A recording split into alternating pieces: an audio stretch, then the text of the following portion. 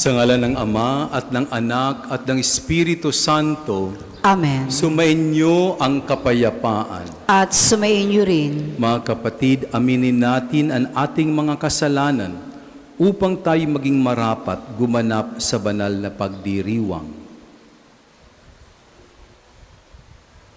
Inaamin ko Sa makapangyarihan Diyos at sa inyo mga kapatid, na lubha akong nagkasala sa isip, sa salita at sa gawa, at sa aking pagkukulang. Kaya isinasamo ko sa mahal na Birheng Maria, sa lahat ng mga anghel at mga banal, at sa inyo mga kapatid, na ako'y ipanalangin sa Panginoong ating Diyos. kawaan tayo ng makapangyarihan Diyos. Patawarin tayo sa ating mga kasalanan at patnubayan tayo sa buhay na walang hanggan. Amen.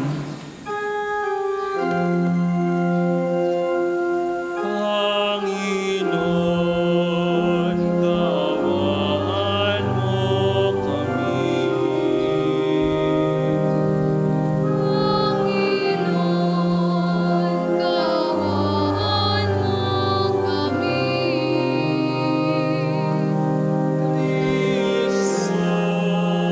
kawaan mo kami. Kristo, kawaan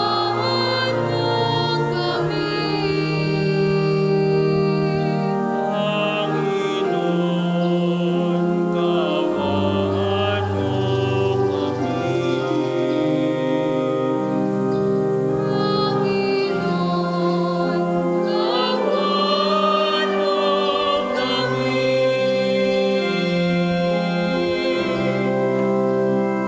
Manalangin tayo. Ama naming makapangyarihan, kami naway maging lalong masigasig sa pagdiriwang ngayon ng iyong pag-ibig, sapagkat sa panahong ito ng pagkabuhay, higit naming nalalaman ng mga hinango mo sa dilim ng kasalanan ay katibayan ng iyong pagkamaasahan sa pamamagitan ni Hesukristo kasama ng Espiritu Santo magpasawalang hanggan. Amen. Pagbasa mula sa mga gawa ng mga apostol. Noong mga araw na iyon, si Felipe ay inutusan ng isang anghel ng Panginoon. Pumunta ka agad sa timog sa daang patungong Gaza mula sa Jerusalem. Ito'y ilang, kaya't naparoon si Felipe. Samantala, dumating naman ang isang Etiopeng Iyonoko. Siya ang tagapamahala ng lahat ng kayamanan ng Kandase o Reyna ng Ethiopia. Nagpunta siya sa Jerusalem at sumamba sa Diyos. Siya'y pauwi na noon, nakasakay sa kanyang karwahe at nagbabasa ng aklat ni Propeta Isaías. Sabayan mo ang sasakyang iyon, sabi ng Espiritu kay Felipe. Patakbong lumapit si Felipe at narinig niyang binabasa ng Iyonoko ang aklat ni Propeta Isaías. Kaya tinanong niya ang Iyonoko, naunawaan po ba ninyo ang inyong binabasa? Paano kung maunawaan ito kung walang magpapaliwanag sa akin? Sagot nito. At si Felipe inanyayahan niyang sumakay sa karwahe at umupo sa tabi niya. Ito ang bahagi ng kasulatang binabasa niya. Kung paanong walang imik ang tupa na dinadala sa patayan o ang kordero sa harapan ng manggugupit, gayon din naman hindi siya nagbuka ng kanyang bibig. Siya'y hinamak at pinagkaitan ng katarungan. Walang maitatala tungkol sa kanyang mga inapo. sapagkat kinitil dito sa lupa ang kanyang buhay. Sabihin mo nga sa akin, wika ng Eunuko kay Felipe, sino ba ang tinutukoy nito dito ng propeta? Sarili ba niya o iba? Buhat sa kasulatang ito'y isinalaysay ni Felipe ang mabuting balita tungkol kay Jesus. Nagpatuloy sila sa paglalakbay at dumating sa isang lugar na may tubig. May tubig dito, sabi ng Eunuko. Ako ba'y hindi pa maaring binyagan? Sinabi sa kanya ni Felipe, maaari kung sumasampalataya ka ng buong puso. Sumagot siya, sumasampalataya ako na si Hesukristo ang anak ng Diyos. Pinatigil ng Eunuko ang karwahe. Lumusong silang dalawa sa tubig at bininyagan siya ni Felipe. Pagkaahon nila sa tubig, si Felipe kinuha ng Espiritu ng Panginoon. Hindi na siya nakita ng Eunuko na nagpatuloy naman sa kanyang paglalakbay na tuwang-tuwa. Namalayan na lamang ni Felipe na siya'y nasa Azoto. Mula roon, ipinangaral niya ang mabuting balita tungkol kay Jesus sa lahat ng bayang dinaraanan niya hanggang sa marating ang Cesarea. Ang salita ng Diyos. Salamat sa Diyos. Salmon tugunan. Sangkalupaang nilalang, galak sa puoy isigaw. Sangkalupaang nilalang, galak sa puoy isigaw. Ang lahat ng bansay magpuri sa Diyos. Inyong iparinig, papuring malugod.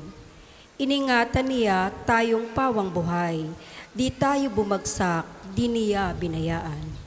Sangkalupaang nilalang, galak sa puoy isigaw. Lapit at makinig ang nagpaparangal sa Diyos at sa iyo'y aking isasaysay ang kanyang ginawang mga kabutihan. Nung ako'y balisa, ako ay dumaing. Dumaing sa Diyos na dapat purihin. Handa kong purihin ng mga awitin. Sangkalupaang nilalang, galak sa puoy isigaw. Purihin ang Diyos, siya'y papurihan. Yamang ang daing ko'y kanyang pinakinggan. At ang pag-ibig niya ay aking kinamtang. Sangkalupaang nilalang, galak sa puoy isigaw. Magsitayo po ang lahat.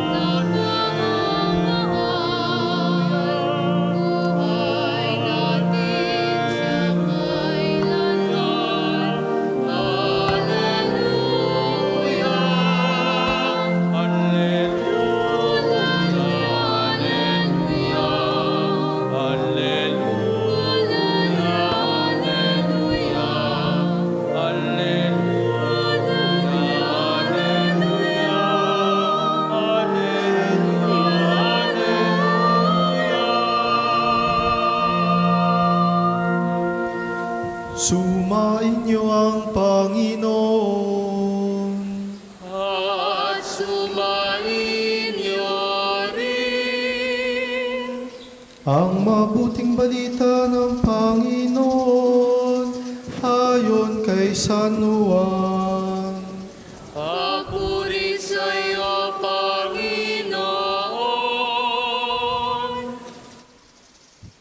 Noong mga panahong iyon, sinabi ni Jesus sa mga tao, walang makalalapit sa akin maliban dalhin siya ng amang nagsugo sa akin. at ang lalapit sa akin ay muli kong bubuhayin sa huling araw. Nasusulat sa aklat ng mga propeta, at silang lahat ay tuturuan ng Diyos. Ang bawat nakikinig sa Ama at natututo ay lalapit sa akin. Hindi ito nangangahulugang may nakakita na sa Ama. Yaong nagmula sa Diyos, ang tanging nakakita sa Ama. Sinasabi ko sa inyo, ang nananalig sa akin ay may buhay na walang hanggan. Ako, ang pagkaing nagbibigay buhay. Kumain ng mana ang inyong mga ninuno nang sila'y nasa ilang. Gayon may namatay sila. Ngunit sino mang kumain ng pagkaing bumaba sa langit ay hindi mamamatay. Ako, ang pagkaing nagbibigay buhay na bumaba mula sa langit. Mabubuhay magpakailanman ang sino mang kumain ito, at ang pagkaing ibibigay ko sa ikabubuhay ng sanlibutan ay aking laman. Ang mabuting balita ng Panginoon. Pinupuri ka namin, Panginoon Jesucristo.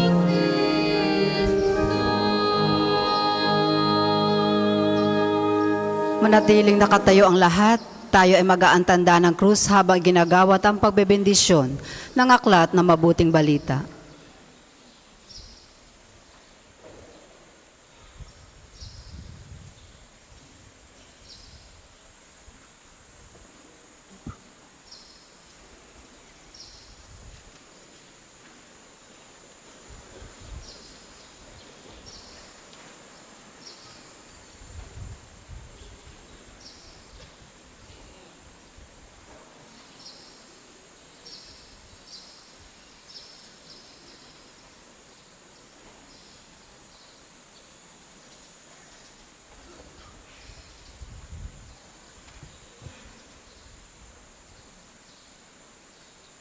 Habang binabasa ng lektor ang first reading at ang salmong tugunan at ganun din ang ebanghelyo ng ating diakono, tinitinan ko kayong lahat.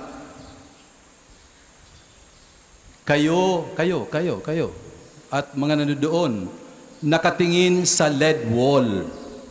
Tama yun. Ngunit, merong iba sa atin dito na kayuko. Una, nagsiselfone.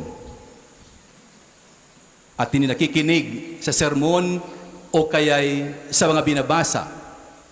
Pangalawa, matanda na sapagat tulog. At pangatlo, para sa kanya, walang halaga ang salita ng Diyos. Ako'y nagpapasalamat kay Father Oka, ang ating rektor at parish priest. Una sa lahat, maayos ang ating sound system. At dito sa Batangas, ayaw ko na ang mga simbahan, napakahina ang sound system. Isumbong nyo sa akin anong parokya o simbahan dito sa Batangas na napakahina ang sound system. It is your right. Karapatan ninyo na nakikinig sa radyo at sa live streaming at kayo nandito sa simbahan ng ating National Shrine na pakikinggan ang salita ng Diyos.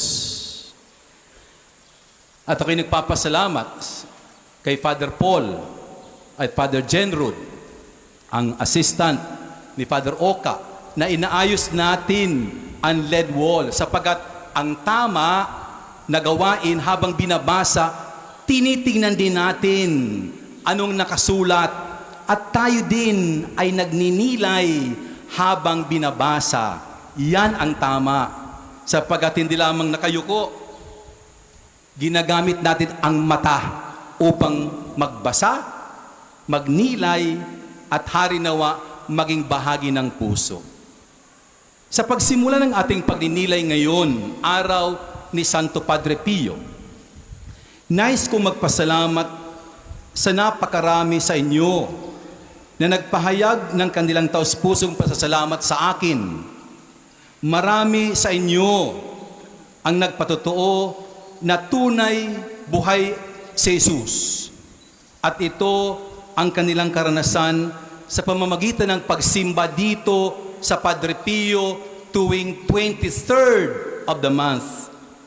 Hindi lamang sa ating healing masses, hindi lamang sa sakramento ng pagkumpisal, kundi lalo na sa napakaraming gawaing pangkawang gawa na sinasagawa dito sa mga araw na ito tuwing 22, 3 ng buwan. Medical check-up, dental services, eye check-up, mental health and emotional counseling, marital and legal counseling, ang ating mga serbisyo na napakarami. Kung gayon, hindi lamang misa, sakramento, pagbabalik loob, napakaraming serbisyo na iniaalay sa inyo. Maraming salamat sa feedback ninyo. Mga kapatid, ito ang simbahan natin, sambay ng banal at buhay. Dahil si Kristo ay buhay. Hindi lamang kasaysayan na si Jesus ay nabuhay muli. Noong panahon, ngayon na ngayon, siya'y buhay. Isang simbahan na hindi lamang nagsasalita tungkol sa pag-ibig, kundi isinasabuhay sa mga konkretong paglilingkod natin sa kapwa. At higit sa lahat, hindi natin matatawaran na sa pamamagitan ng banal na misa na ating ipinagdiriwang, kinikilala natin si Jesus. Ang mahalaga, pag tayo nagsisimba, kinikilala natin si Jesus. Si Jesus na nagsasalita sa atin. Si Jesus na inaanyayahan tayo na makibahagi sa Kanya. Dito lamang, hindi lamang naalala ang ating ginagawa, kundi ang tunay nating pagtatagpo sa Panginoon. Si Padre Pio mismo nagsabi, it would be easier for the world to exist without the Son than without the Holy Mass. Napakagandang turo ni Padre Pio. It is easier for the world to exist without the Son than without the Holy Eucharist. Napakahalaga sa buhay natin ang Eucharistia, sapagkat sa pamamagitan ng Eucharistia, kinikilala natin buhay si Jesus. Ganyan din pinahalagaan ang misa, sapagkat para sa Kanya, para kay Santo Padre Pio, doon natin tunay na nakikilala at nakakatagpo si Kristo sa banal na Eucharistia. Mga kapatid, sa ating unang pagbasa mula sa gawa ng mga apostol, narinig natin ang kwento ni Felipe at ang eunuko mula sa Ethiopia. Habang binabasa ng eunuko ang kasulatan, hindi niya ito maunawaan. Kaya ipinadala ng Diyos si Felipe upang ipaliwanag ang mga sinasabi sa kasulatan. At sa huli, natagpuan niya si Jesus at siya'y nabinyagan. Isang napakagandang paalaala sa atin at ang turo sa atin, ang Diyos ay patuloy na kumikilos upang matagpuan siya nating lahat. Gumagamit siya ng mga tao tulad ni Felipe, tulad ni Padre Pio upang ihatid si Kristo sa iba. Kung kaya't yan, sa umpisa ng aking humiliya, sinabi ko sa inyo, upang matagpuan natin si Jesus, nakatingin tayo sa sinasabi ng lead wall, sapagat hindi lamang tenga, hindi lamang mata, puso ay may tenga upang pakinggan ang salita ng Diyos.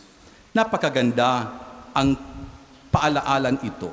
At ngayon, ginagamit din niya tayong lahat sa inyong serbisyo, sa inyong malasakit, ang inyong misyon upang ipahayag si Kristo na buhay.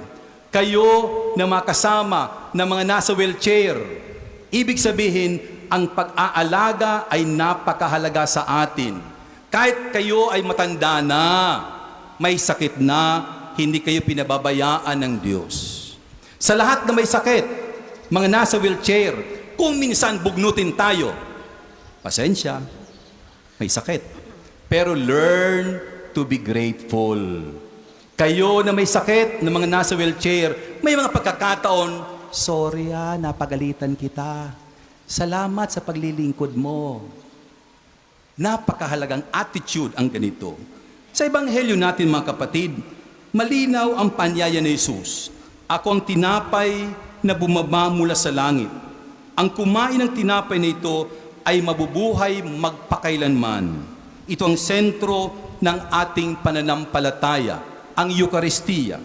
Hindi lamang simbolo, ito ay si Kristo mismo, buhay at tunay na naroroon para sa atin. Kaya mga kapatid, kung si Padre Pio ay kinikilala si Kristo sa Eucharistia at doon niya hinugot ang lakas para sa kanyang pagmisyon, ganon din tayo.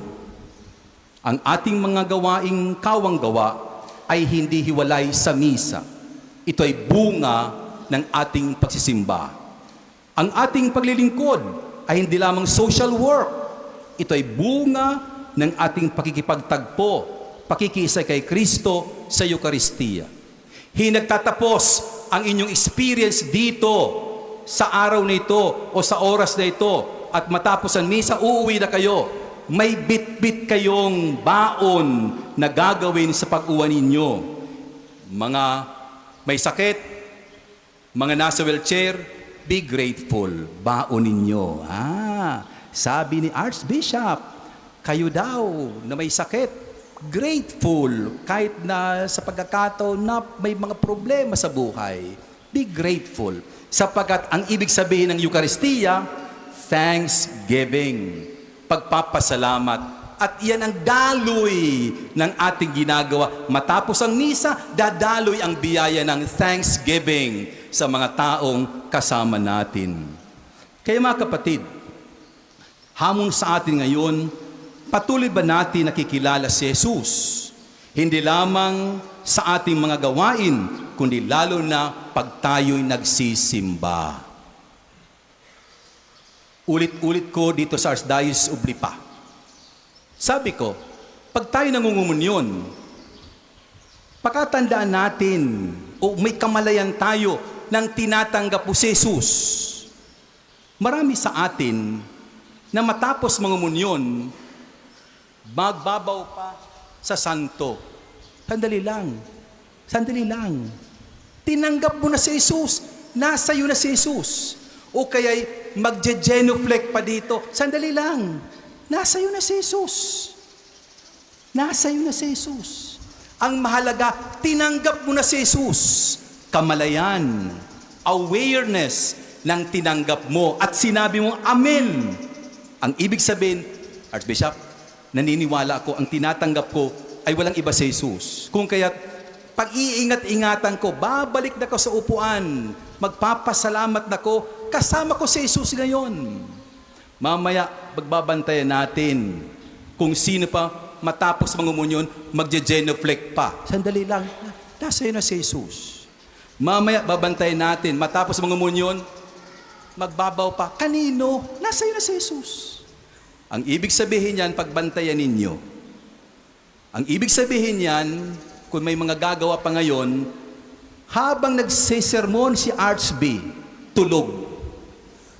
Habang nagsisermon si Archb, nagte-text, sapagkat nangumunyo na, magbabaw pa. Sandali lang.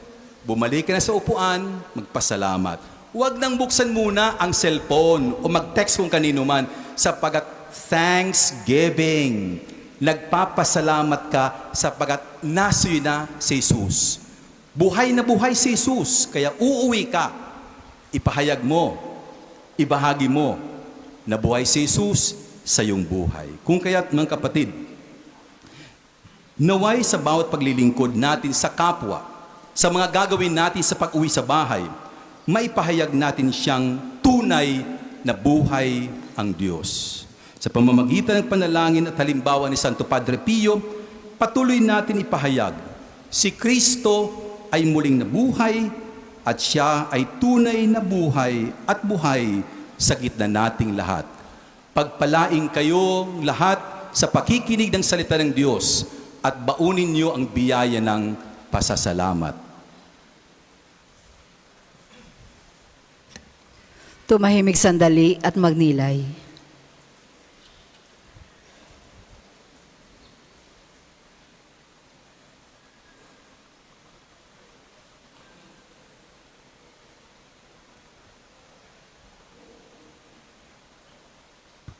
Magsitayo po ang lahat.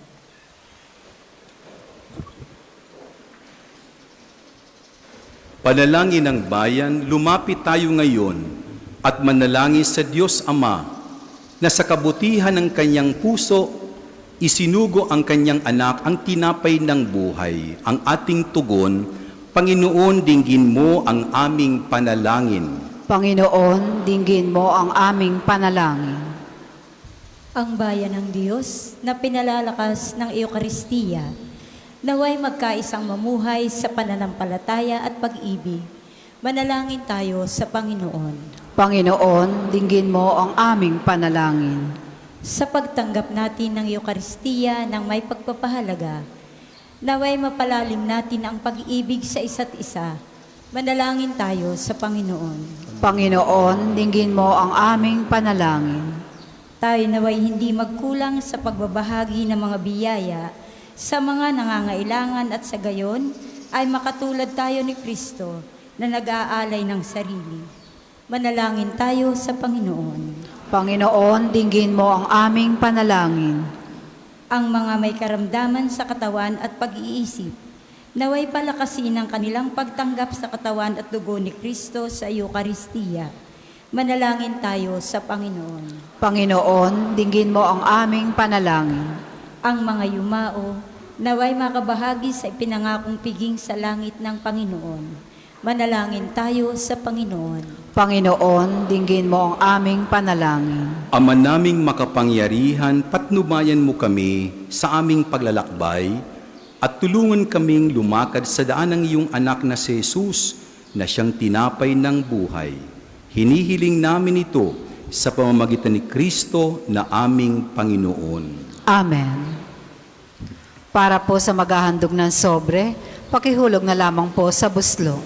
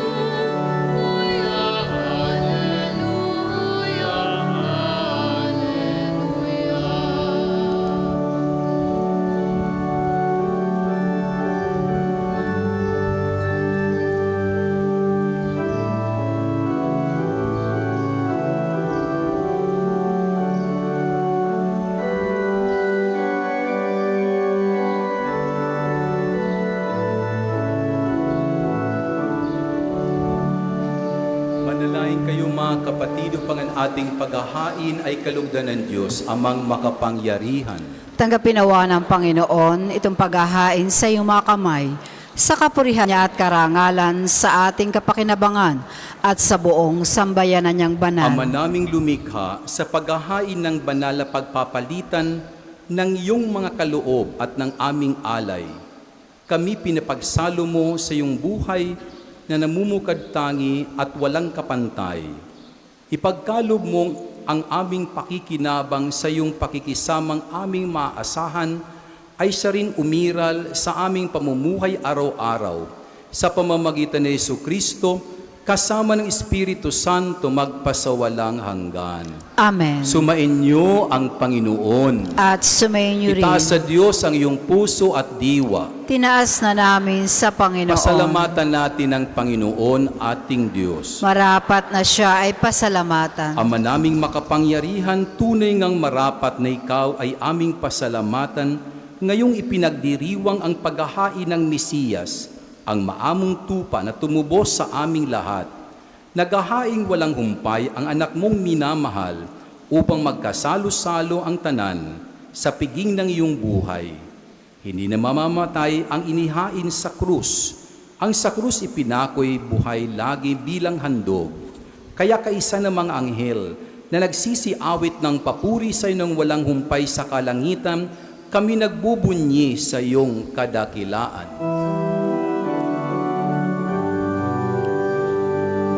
Santo, Santo, Santo, Panginoong Diyos, napupuno ang langit at lupa ng kadakilaan mo. Hosana, Hosana, Hosana sa kaitaasan. Hosana, Hosana, Hosana sa kaitaasan. Pinagpalang na paririto sa ngalan ng Panginoon. Hosana, Hosana, Hosana sa kaitaasan. Hosana, Hosana, Hosana sa kaitaasan. Ama naming banal, ikaw ang bukal ng tanang kabanalan. Kaya sa pamamagitan ng iyong Espiritu, gawin mong banal ang mga kaloob na ito, upang para sa amin maging katawan at dugo ng aming Panginoong Hesukristo. Bago niya pinagtisang kusang loob na maging handog, hinawakan niyang tinapay, pinasalamatan kaniya, pinaghati-hati niya iyon, iniabot sa kanyang mga alagad at sinabi, tanggapin ninyong lahat ito at kanin. Ito ang aking katawan na ihahandog para sa inyo.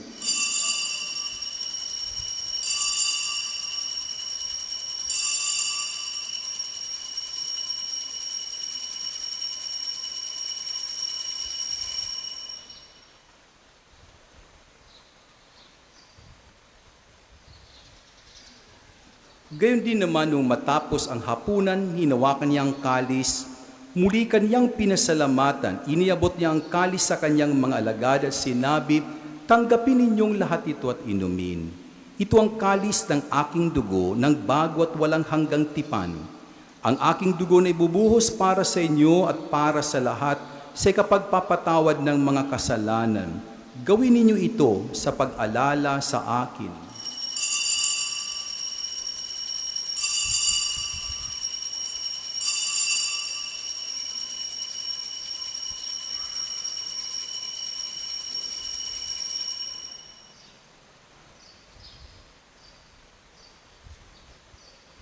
Ipagbunyi natin ang misteryo ng pananampalataya.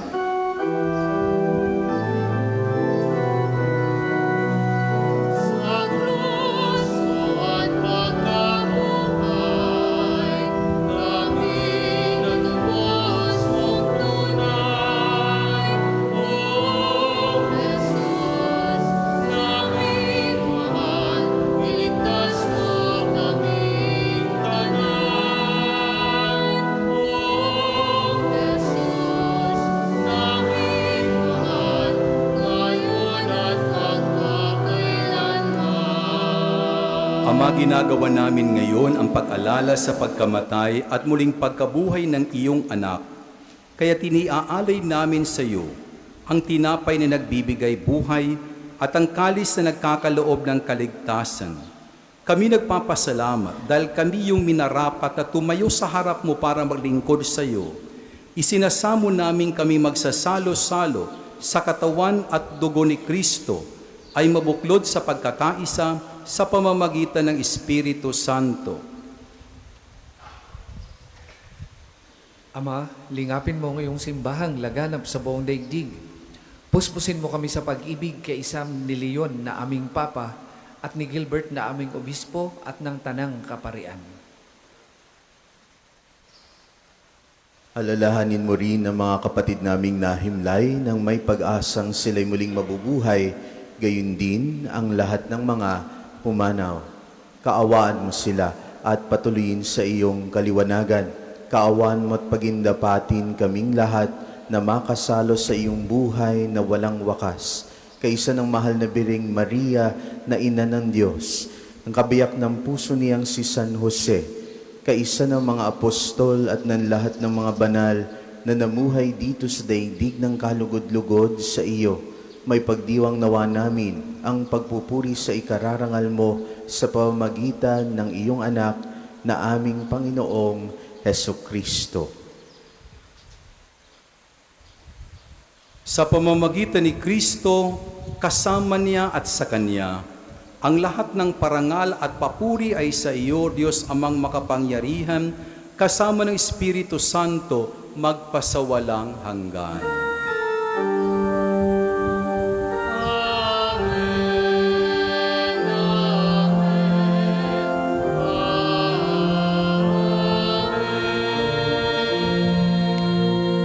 Sa tagubilin ng mga nakagagaling na utos at turo ni Jesus na Panginoon natin at Diyos, ipahayag natin ng lakas loob.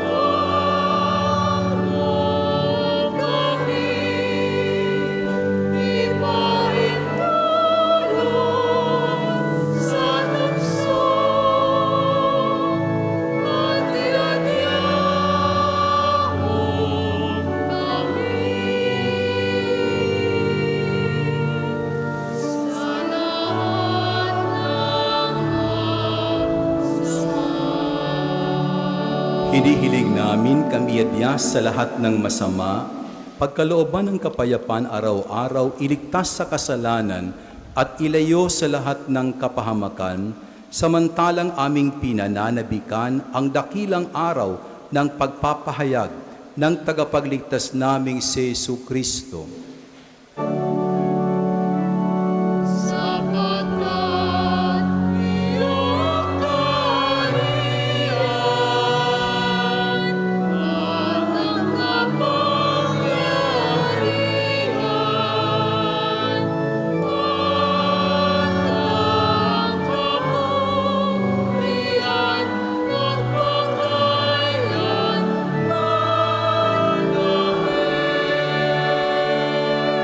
Panginoong Jesucristo, sinabi mo sa iyong mga apostol, kapayapaan ang iniiwan ko sa inyo.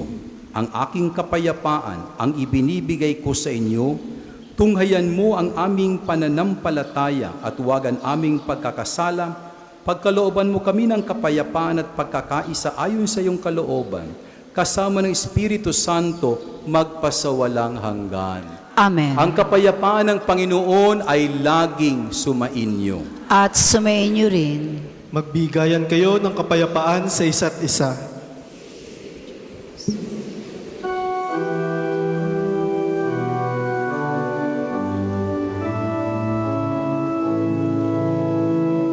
Kordero ng Diyos na nag-aalis ng mga kasalanan ng sanlibutan. Maawa ka sa amin. Kordero ng Diyos na nag-aalis ng mga kasalanan ng sanlibutan. Maawa ka sa amin. Agnus Dei Vitoris, peccator mundi, dona nobis pacem, dona nobis pacem, dona nobis pacem.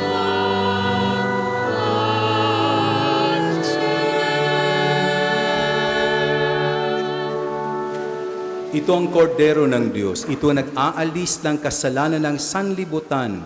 Mapalad ang mga inaanyayahan sa kanyang piging. Panginoon, hindi ako karapat-dapat na magpatuloy sa iyo, ngunit sa isang salita mo lamang ay gagaling na ako.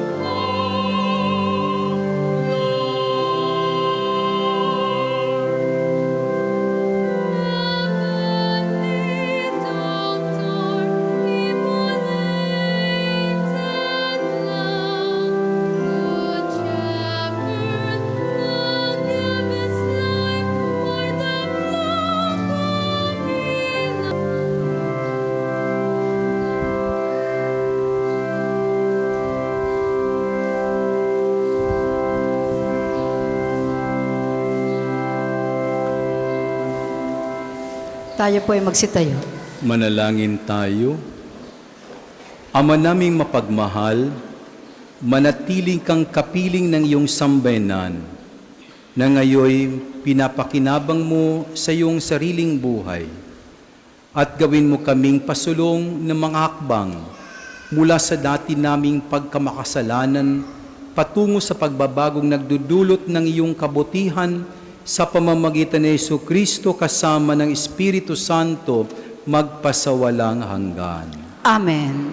Sama-sama po natin dasalin ang panalangin ng pagtitiwala kay Santo Padre Pio. Padre Pio, taga Petrolcina, mongheng banal, pintakasing santo na milenyong kasalukuyan, gabay namin sa pagtahak sa landasing makalangit, takbuhan sa pangangailangan, huwara ng pagtitiis. Sa iyo namin inilalapit aming mga kagipitan, sa iyo po ibinibilin kalusugan at kabuhayan.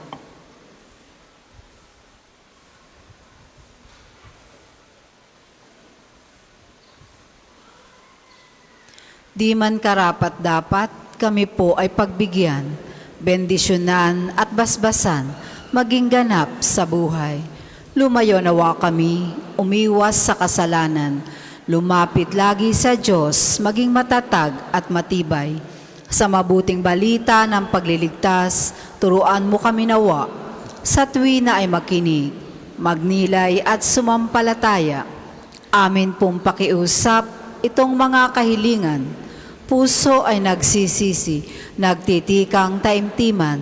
Di na muling magkasala, sunod lagi sa Diyos Amang, kaysa ng Espiritu, at ni Jesus na tagapamagitan. Amen. Magsiupo muna po ang lahat. Magandang umaga po sa inyong lahat.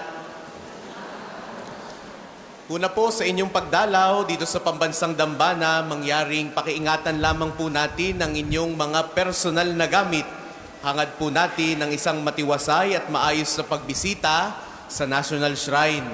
Ikalawa, nais po naming ipagbigay alam sa inyo na ang Padre Pio Healing Bundle ay available sa atin pong mga tindahan. Ang langis na kasama nito ay may halo ng langis na mula sa puno ng olibo na binasbasan ni Padre Pio noong siya ay nabubuhay pa. Nawa, maging daan ang ating mga healing bundles sa pagkakamit ng kagalingang mula sa Diyos. Ikatlo, inaanyayahan pa rin po natin ang lahat na nagnanais maging kasapi ng Confradia de Santo Padre Pio. Ito po ay isang samahan na nangunguna sa pagdarasal at debosyon sa ating Santo Patron. Kayo po ay makipag-ugnayan lamang sa ating opisina para sa pagpapalista at gayon din sa mga detalye. Ikaapat, ngayong pong araw ay araw ng pagpapagaling ng Panginoon sa pamamagitan ni Santo Padre Pio. Ang mga oras ng atin pong healing mass at healing liturgy na may paggagawad ng langis ay ngayon pong 9:00 ng umaga at mayroon pa rin po mamaya 5:00 ng hapon. Kayo po at ang inyong mga may sakit ay malugod nating inaanyayahan. Kaugnay nito, mula pa po kanina, 8:00 ng umaga at magpapatuloy hanggang mamaya 3:00 ng hapon, patuloy pa rin nating ipinagkakaloob sa inyo ang iba pang mga gawain ng pagpapagaling tulad ng spiritual counseling and direction, medical assistance, legal counseling, psychological support, family and marital counseling, feeding program, dental and eye check-up, gayon din ang acupuncture. Layunin nating magkaroon ng pangkahalatang kagalingan, lalo tigit ang mga kapatid nating mahihirap at kapuspalad. Sa mga lubos na nangangailangan ng pagkonsulta, kayo po ay makipag-ugnayan sa ating opisina o sa ating pong registration booth na naroroon sa Divine Mercy Sanctuary. Ang tatanggap po o ang ating beneficiaries para po sa buwang ito ay ang ating mga malnourished children. At gayon din sa tulong po ng Blessed Diagnostic Laboratory at PhilHealth Yakap, magkakaroon pa rin po tayo ng libreng blood tests, kabilang po dito ang blood sugar, cholesterol at creatinine. Para po sa mga detalye at pagpapalista, tayo ay lalapit din sa registration counter. O kaya naman, hanapin po natin si Miss Bernadette, ang ating pong social worker. Dadalhin lamang po natin ang ating PhilHealth ID o anumang government-issued ID. Pagkatapos po ng panghuling pagbabasbas, pagkatapos ng ilang sandali, atin pong ipagpapatuloy sa pamamagitan ng atin pong healing liturgy. Ang pag-aalay naman po ng mga bulaklak ay atin pong isasagawa pagkatapos ng healing liturgy. Maraming salamat po at magandang umaga sa inyong lahat. Magandang umaga pong muli sa inyong lahat. Habilin po sa atin ni Archbishop sa kanyang homilya ay 3 bagay. Magpasalamat, ipahayag, at ibahagi si Kristo na muling nabuhay na siyang ating buhay. Ang puso daw pong nakikinig ay laging nagpapasalamat. At sa ganyan pong diwa, tayong lahat ay nagpapasalamat sa Panginoon sa pagtawag sa atin ngayong umagang ito sa banal na pagdiriwang. Nagpapasalamat din po tayo sa lahat ng mga taga-subaybay natin sa pamamagitan ng ating FB page, sa lahat ng servers na naglingkod dito sa misa, sa lahat po ng mga katulong natin sa ating charity works, ang Alert, Diabetes Philippines, Batangas Chapter, ang ating pong volunteer doctors, nurses, and lawyers. Salamat din po sa ating volunteer social workers, sa ating pong Archdiocese of Lipa of Family and Life, or Archdiocese of Lipa Family and Life, headed by Mr. Dennis and Mrs. Porcia Orencia. Sa ating pong Philippine Mental Health Association, sa ating pong mga dentista na present ngayon para magbigay ng serbisyo sa atin, sa Optic Outlet Corporation, kina Mr. Hipolito and Mrs. Myla Ayran, ating pong mga certified acupuncturist, sa Blesses Diagnostic Laboratory, sa Confraternity of St. Padre Pio, sa NSPP Youth at saka sa Scholar ni Pio. Sa ating pong donors and sponsors para sa ating charity works ngayon, Mrs. Flora Shade Ogunde, Lino and Divina Family, Mr. Jewang Ignacio, Mr. and Mrs. Edgar and Luwena de Guzman and family para po sa ating feeding.